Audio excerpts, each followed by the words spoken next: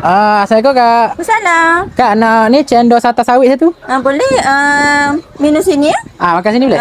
Boleh. Nak buat semua pulut kacang jagung. Boleh. Okey, jap. Okey, ni cendol Cendol. Cendol ni saya buat sendiri. Homemade Ya.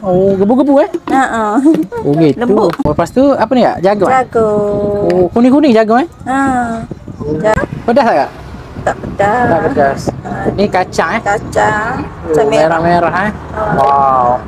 Lepas tu pulut. Yang ni pulut Pulut. Cendol kena ada pulut. Best seller ni pulut. Best seller pulut dia. Lambat habis. Lambat habis. Yang ni apa?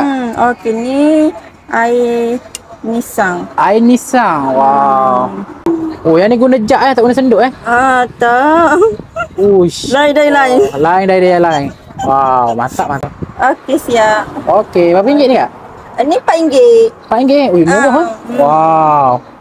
Dan ni kat mana ni Kak? Pantai Penarik betul-betul depan Rus Pulau Wila. Setiu Terengganu. Depan ni